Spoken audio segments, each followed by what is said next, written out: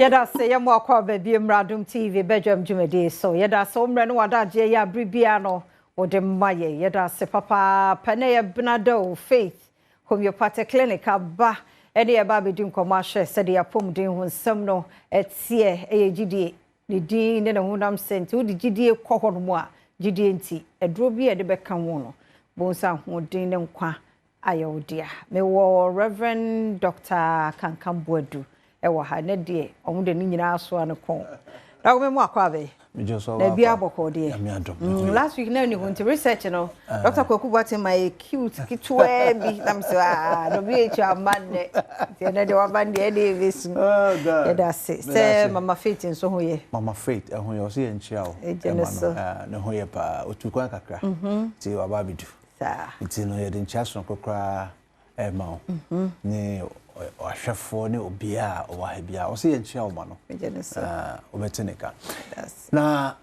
said the bia ye ka no ene e that's from kokra because you know say last week ni last 2 weeks I see in June as he say a liver month. Okay, aside the fact that said this year ni na a world health year no Faith Homeopathic Clinic go by a self-care awareness year as any bia e the state of Napomutin said the bia o kwa wo be nyina no be hu de e koso na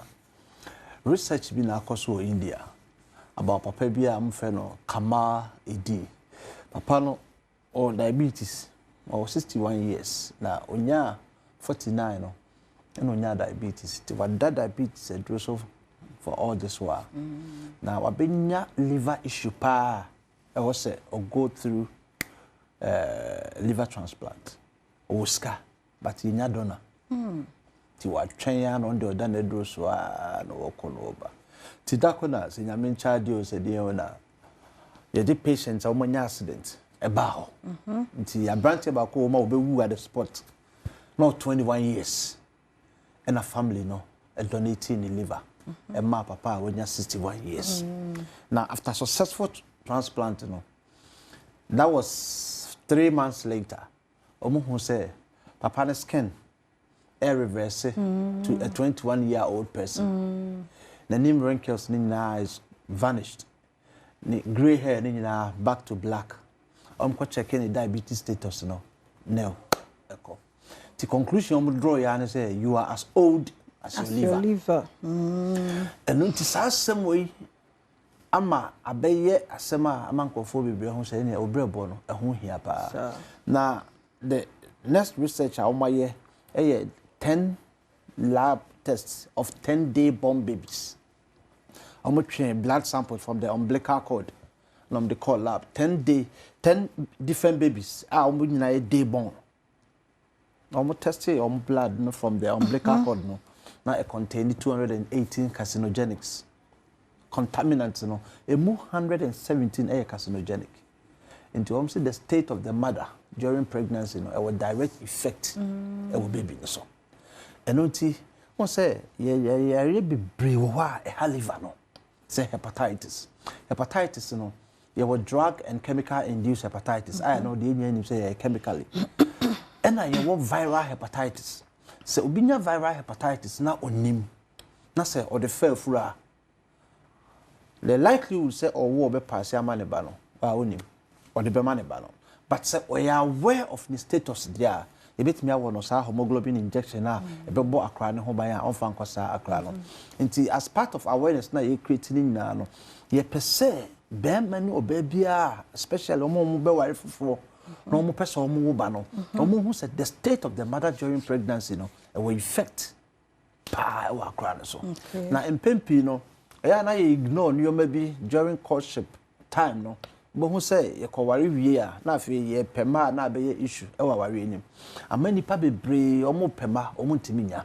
nti Faith Homeopathic Clinic Prophetess Dr. Elizabeth Faith or the Nobi Aba e ma especially ma wo pen a ateko ene mo amon da sa na wotwe ye se momra Faith Homeopathic Clinic ya jebre nyam ho adaje a ye hwemo na so won kran a wo ba ye check liver no aka ho because ya be hu say liver no play major role ya we yare bi why say a liver related diseases ya ka say yare bi liver related a try say brebo na enye na dwuma yi no play major role and ama brebo no e ho atochema na so ba ye hwehwe liver nim ahwe say senso so inflammations bi aba ho ana say liver no aye fatty srade ado liver no e ko ba sa na liver na be sluggish ayenya entimi nye na dwuma yi enti enwuma ebru hanum ne eche se brebo ne yema no entimi nye senso na kai say ye di kan ka cho say obrebo no moja edi umofru sani da biada no brebo li susu ne dodo ene ne quality che say eyi mu fi make sure say eye crogen na ediamakoma brefo amana pompia ko ba bia na ye ka we nyina ye ka se brebo ni yim no World Economic Forum e dia betudwa ame ehu say you say no microplastics no e wo kra na ye consider say e sacred because of kwanya ye faso yi obi o wa oni sugar no di e wo a onim say e safe but ene say ye be hu say e wo no so microplastics kakra e wo mu na kenim say wa no bottled water there how you safe. And they say that the amount of microplastics in all bottled water, a chance sachet water. Only more. The World Economic Forum, and they are to the bottom line is I was saying, you detoxify. A could do nip a dream no jam and it's nema, and no bois, a back of fowl, how Eddie bread, and will leave our kidneys in the now, sa organs we mean, say, who touch ma, Sabria, organ, who touch ma, or some bear. A bit me affect to a pomodina. You see, also more sluggish liver, no, a major contributing factor for mema sem, especially in terms of who's your day moba or bar who's your litunkusia, a canon. Ye who say, a dear phenoglycogen, any beer yidibiano, a converted into glucose energy, or bread on a cra, na a dear monka cranka, as and when you need it. Say bread who touch ma, sardine intimate. And unti faint homeopathic clinic say ye di diaba ne di no so aba be chef di nim na yen scanning ni peduane hwehwem hu say obrabo no sen e na eko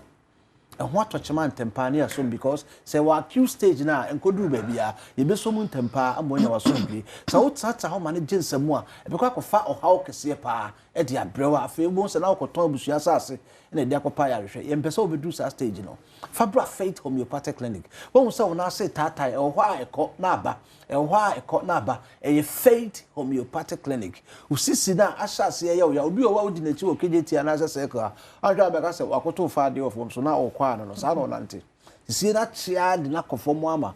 Anya sem ketwa. Oba Faith Homeopathic Clinic a ye wonro. Enti ye be hwe amatise no motimi asa atene. Nante bibia kama wo a wonama okotodwe kan wo se kase Fabra Faith Homeopathic Clinic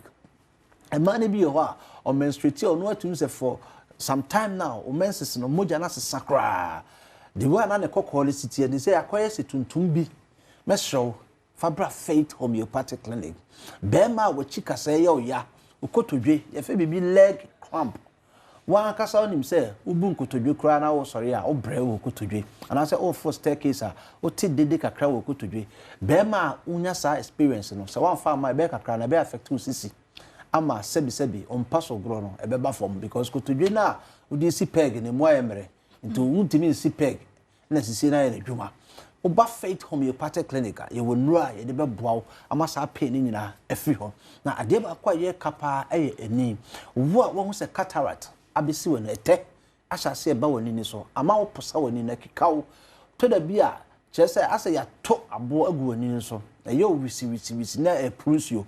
ensuo timbe ta woni ni so na wonsuin Mr. Joseph Fabra Faith Homeopathic Clinic. Ghana Health Services are releasing report to be said about 9.7% of all glaucoma cases are leading to blindness. No, it is irreversible. Just say, what's our glaucoma if Rawania? Yes, sir, ye. It is Sabria, a bone, Kayana, Uhusun, and so, or shall there this one Casal Gage with the question of Canada, Benuaka, now reposition of Behuni, Untimin ready at night, or show of one when the air prusia and temperature. We can Faith Homeopathic Clinic. ebe wo hye wani ni so ama wa ye mfa duro bia nso so ebe ma wonura no ma ebe tu saa nyoma na se ama wani no etimi agya ne na so obekenkan anadwo without spectacles mesho ya de bia e ha o be ma o me masem akofom odwonso agisa wo kyem kana wonim se nanka wonte saa unya hu ye na e kwanya woni padua be fa so aka kye no eno ana wo hu no enfant na ho Bra Faith Homeopathic Clinic Kumase ye wa ahenema kokoben 18 mu na enkran ha se idie ope ya Bra Santa Maria Abuya Junction Holma Santa Maria number we na obetimi e dia frɛ yen 0540 710 940 0540 710 940 and now say 0547 8494 0547 578494 so we come say about my friend number 0244 583859 ya re bia e ha obia no say ya modin a entwe say yentimi sa friend numbers no na emwa say de be ya won so apomode betime wie peye na esita edamansa no peye so mojebre ehwe yes here that say Dr. Reverend Kankambo du Faith Homeopathic Clinic and I would say in Kana ye pa ba na ye ba e betwaso